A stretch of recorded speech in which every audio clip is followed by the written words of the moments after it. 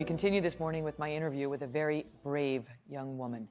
16-year-old Aalayah Eastmond was in one of the classrooms in that Parkland, Florida high school when a former student opened fire, killing 17 of her fellow students and staff. Classes are set to resume tomorrow, and Aalayah plans to return. But first, more of my conversation with her, along with her mother, Stacey, and their attorney, Mark Eiglarsh. When you left the classroom that day, Aalayah, what did you see? Well, immediately we were in the hallway where he started, and the SWAT team told us, don't look behind us, don't look to our sides, just look down and keep running. And as we're looking down and running, we just see all of the bodies that were taken in the hallway. Can you describe that? What did it look like to you? It looked like a movie, like it didn't look real. It was just, it still feels like it's a dream. Did you know this shooter? No. Know of him? He looks familiar, but I don't know him. Okay. And so, meanwhile, you get the call from Aalayah in the classroom. She's saying her goodbyes. Yes. She's saying she's sorry. I mean, I can only imagine as a mother the powerlessness of that moment. Yes. What did you do? Like, what? Well, she took the car that day. My intention was to drive to the school, but she had the car. So I called 911. And I was just telling her there's an active shooter in the school, and she was just asking me questions that I don't know. Where's the shooter? I don't know. You know, I'm telling you, my daughter is at risk to being killed, and I didn't feel, you know, she was asking the right questions. I don't know. How did you first learn she was okay? She said she was trying to call me, but with the phone lines and me not even trying to hear the gunshots, she called her dad, and she told him she's out, and he called me, and he's like, let's thank God she made it out. Mm-hmm.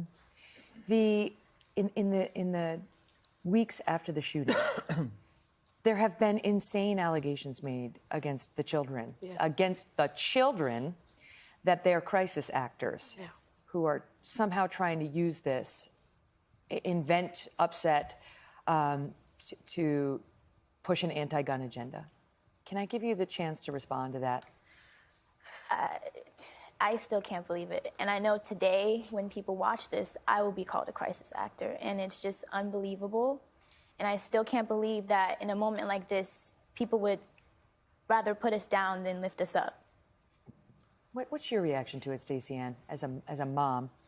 I wish they could take my place. The day that she called me, they should just take my place for that, 40 minutes? No parent. And that's not even the parents that lost their kids. I still have mine.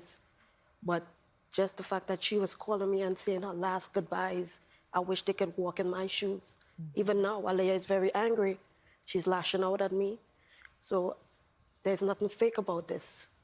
That's the thing, Mark. They're not the only ones who are angry. That these children, their parents, need support.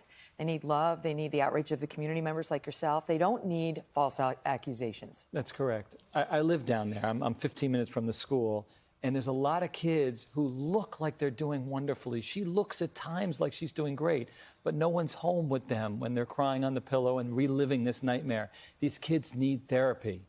You know, fear is anger turned outward. Depression is fear turned inward. And my concern is that they're going to be dealing with a lot of anger and depression issues unless we get them some help. Aalayah, do you have, survivor's guilt? A lot of the kids have talked about that. Yes. What is that? Describe that. I just feel bad. I actually thought that Nicholas's parents, the boy that I used to cover myself, I thought they were going to be angry with me, but they weren't. They actually embraced me, and they were happy that I survived. In a way, his death could have saved your life. Yeah. It did. What's next? You have to go back to school on Wednesday. How's that going to be? Not sure yet. I just hope high security, not only for my school, but every school, because this can happen anywhere.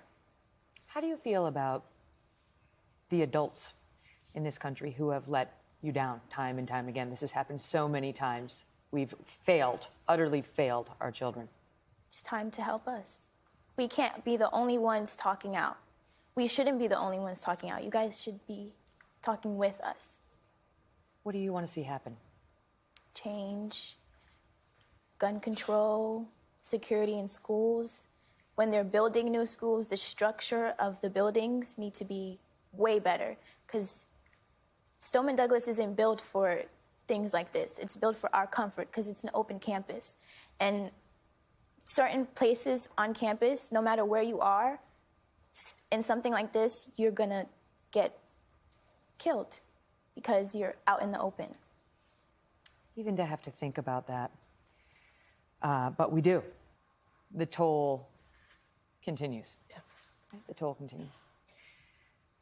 Thank God you're okay. I'll say a prayer for you as well. Thank you.